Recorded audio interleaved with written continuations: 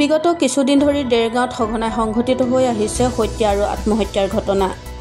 যোৱা মঙ্গলবাৰে দেৰগাঁৱৰ থাৰ্ড গেটত এক আত্মহত্যাৰ ঘটনাই অঞ্চলজুৰি চাঞ্চল্য সৃষ্টি কৰিছে। পৰিকল্পিত হত্যাৰ অভিযোগ পৰিয়ালৰ লোকৰ। আত্মহত্যা কৰা মহিলাগৰাকী পৰিয়ালৰ মতে আত্মহত্যা নহয় বৰঞ্চ ই এক পৰিকল্পিত হত্যাকাণ্ড। দেৰগাঁও আৰক্ষীৰ বেটালিয়ন ট্ৰেইনিং চেণ্টাৰত কৰ্মৰত আৰিফুৰ আহমেদৰ পত্নী 2 সন্তানৰ মাতৃ জেফ্ৰিনা নিজ গৃহত আত্মহত্যা কৰা ঘটনাই জোকাৰি গৈছিল দেৰগাঁৱৰ থাৰ্ড গেট। কিন্তু আজি সেই ঘটনাই এক অন্য মূৰ লোৱা পৰিলক্ষিত হৈছে। জেফ্ৰিনাৰ পৰিয়ালে জানিবলৈ দিয়া মতে ই এক পৰিকল্পিত হত্যাকাণ্ড বুলি বিস্ফোৰক মন্তব্য আগবঢ়ায় সংবাদ মাধ্যমৰ আগত। অষ্টম শ্ৰেণীত অধ্যয়নৰত কন্যাই তেওঁৰ পিতৃ আৰু মাতৃৰ মাজত সঘনাই হোৱা কাজিয়াৰ কথা প্ৰকাশ কৰিছে সংবাদ মাধ্যমৰ আগত। মৃত জেফ্ৰিনাৰ ভাতৃ ইকবাল আছফিকুৰেও এই কথা সদৰি কয় সংবাদ মাধ্যমৰ আগত আৰু ইতিমধ্যে দেৰগাঁও আৰক্ষী থানাত জেফ্ৰিনাৰ স্বামী আৰিফুৰ আৰু তেওঁৰ ভাতৃৰ বিৰুদ্ধে এজাহাৰ দাখিল কৰে জেফ্ৰিনাৰ ভাতৃ ইকবাল আছফিকুৰে। এজাহাৰ অনুসৰি দেৰগাঁও আৰক্ষীয়ে আটক কৰে 2 ভাতৃক। স্বামী আৰিফুৰ আৰু তেওঁৰ ভাতৃ দেৰগাঁও থানাত অধিক জেৰাৰ বাবে ৰখা হয় যদিও বৃহস্পতিবাৰে নিশা 2 ভাতৃক জামিনত মুকলি কৰি দিয়া হয়। ঘটনাক লৈ তীব্ৰ প্ৰতিক্ৰিয়াৰ সৃষ্টি হয় সমূহ থাৰ্ড গেট অঞ্চলৰ ৰাইজৰ মাজত। মানে মই যেহেতু অলৰেডি এখন এফআইআৰ দিছোঁ, কেছটোতো সকলোৱে অৱগতে যে যিহেতু মানে গোটেই দেৰগাঁওবাসীৰ এইটো এটা বৰ দুখ লগা বিষয়। যিহেতু মোৰ ভণ্টি প্ৰায় 35 বছৰমান হৈছিলে, 18 বছৰমান তাই বিবাহিত জীৱন, এটা ল'ৰা এজনী ছোৱালী আছে। তেনে অৱস্থাত ঘপককৈ মই খবৰ পালোঁ যে তাই ছুইচাইড কৰিলে বুলি। পিছত মই পৰৱৰ্তী সময়ত মই দেখা পালোঁ তাৰ ছুইচাইডৰ কোনো হেৰি নাই। সেইকাৰণে মই থানাত অলৰেডি জনালোঁ, এফআইআৰ দিছোঁ। দিয়াৰ পিছত পুলিচে উচিত তদন্ত কৰিছে, তেওঁ কৰায়ত্ব কৰিছে আৰু তেওঁলোকৰ যিকেইটা দোষীসকল তেওঁলোকক নি সোধপোছ কৰি আছে এতিয়াও বৰ্তমান সময়ত। আৰু মই পুলিচৰ ওপৰত খুব আশাবাদী যে তেওঁলোকে এটা উচিত ন্যায় দিব আমাৰ পৰিয়ালৰ সকলো সৈতে। হয়, সেইটো মানে ময়ো প্ৰথম অৱস্থাত যেতিয়া দেখিছিলোঁ মইতো মুখখন চাইছিলোঁ, মই গোটেই সৰ্বশৰীৰ চোৱা নাছিলোঁ। পিছত যেতিয়া পুলিচ আহি পেলাই চালে তেতিয়া দেখা পাইছোঁ যে ভৰিখনো বান্ধা আছিলে। তেতিয়া ছোৱালীয়ে ওচৰৰ মানুহ এজনে সাক্ষাৎ দিছে যে তেওঁ মানে ভৰিখন বান্ধিছিলে বুলি। তেতিয়া সেইখিনি বাকী পুলিচে তদন্ত কৰিব। মই সেইখিনি পুলিচৰ ওপৰতে এইখিনি এইটোতো মানে যিমানে দেখিছে এখন ফেনত এডাল বাঁহৰ ওপৰত এখন ফেনত যে 90 কেজি প্লাছ ডক্টৰে কোৱা মতে প্ৰায় 1 কুইণ্টেলৰ ওচৰা-ওচৰি ৱেইট থকা মানুহজনী, তেওঁ হয়তো সম্ভৱ নহয় এখন ফেনৰ ওপৰত তেনেকৈ ওলমিব পৰাটো আৰু এডাল পাতলা ৰছী। আমি বিশেষকৈ নাজানো বেংকত তেওঁ কি পইচা আছে। তেওঁ ছোৱালী যিহেতু তেওঁ মোৰ হেৰিতে আছে, তেওঁ ক'লে যে মোৰ মা একাউণ্টত পইচা অলপ আছে, চ' মা একাউণ্টৰ পইচাখিনি আপোনালোকে মা একাউণ্টটো বেলেগে সৰলৰূপী কৰিব পাৰে, কাৰণ যিহেতু তেওঁৰ ATM আমাৰ হাতত একো নাই।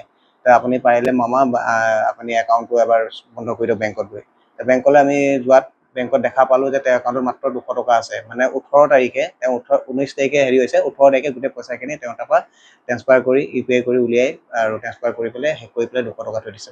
উচিত শাস্তি প্ৰদান কৰক, দোষীক উচিত শাস্তি প্ৰদান কৰক, কাৰণ কেলে আজি এনেকুৱা আৰু বহুত জেগাতে এইটো এনেকুৱা অপৰাধীক মানে উচিত শাস্তি পালে অপৰাধীটো সাম কাটিব, নহ'লেতো এনেকুৱা এটা উৎসাহ পাব যে যিটো অপৰাধী আজি অপৰাধ কৰিছে, 2টা ল'ৰা-ছোৱালী থকা মানে ল'ৰা-ছোৱালীক এৰি পেলাই মাক বাপেকক এনেকৈ যিটো হত্যাকাণ্ড কৰিছে, মই ভাবিছোঁ হত্যা বুলিয়ে ভাবিছোঁ।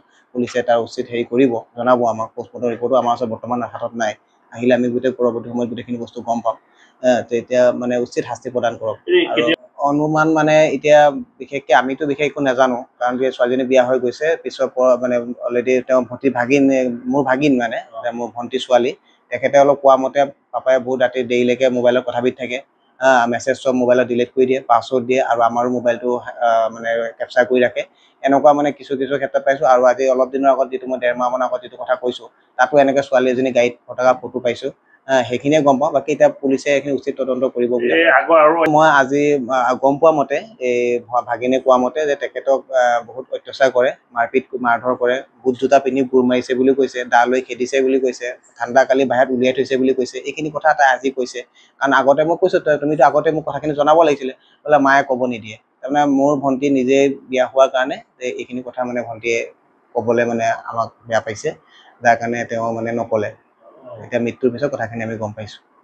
এই যিটো ঘটনা গ'ল বৰ মৰ্মান্তিক ঘটনা গৈছে,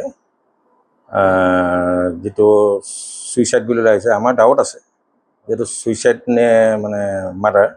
গতিকে আমি অনুসন্ধানটো কৰিবৰ কাৰণে দিয়া হৈছে ফৰেনচিক লেবৰেটৰীটো মানে এইটো বস্তু পঠোৱা হৈছে আৰু গোলাঘাটলৈ প্ৰথম পঠালে পষ্টমৰ্টেমৰ কাৰণে তাত নকৰি আকৌ গোলাঘাটলৈ ৰেফাৰ কৰিলে গতিকে এনেকুৱাবিলাক চাই পেলাই দেখিছোঁ যে এইটো আত্মহত্যা নহয় এইটো মাৰ্ডাৰ ছোৱালীজনী খুব ভাল আছিলে ছোৱালীজনীতো মোৰ নিজৰ ভতিজাই নহয় মোৰ এডোখৰ গাৰ মঙহ তাইক মই সৰুৰ পৰা তুলি ডাঙৰ কৰা তাইক মই এনেধৰণে তুলিছোঁ যাতে মাটিত তলে পৰে ঘৰ মূৰৰ তলে উকনি খাব তেনেকুৱা এজনী ছোৱালী তাই এফআইআৰ কৰি নিজে ছোৱালীজনী কম বয়সতে মেট্ৰিক দিওঁতে গুচি গ'ল কিন্তু আজি পৰ্যন্তলৈকে মই কোনোদিন সেই বিষয়টো লৈ উত্থাপন নকৰিলোঁ কাৰণ ছোৱালীজনীক মই যথেষ্ট ভাল পাইছিলোঁ মোৰ নিজৰ ছোৱালী হিচাপে ব্যৱহাৰ কৰিছোঁ আজি মৰ্মান্তিত হৈছোঁ এই ছোৱালীজনী এনেকুৱা এটা পৰিৱেশত যোৱাৰ কাৰণে বা এনেকুৱা এটা ছিটুৱেশ্যন হোৱাৰ কাৰণে আমি হেৰুৱাইছোঁ গতিকে এইটো উচিত ন্যায় তদন্ত কৰি উচিত মানে মানে শাস্তি পাব লাগে তেনেকুৱা এটা পৰ্যায় বৰ্তমান হৈ আছিলে আমি আৰক্ষী মহোদয়ৰ ওচৰত অৱগত কৰাৰ পাছত বস্তুটো এতিয়া ফাষ্ট হৈছে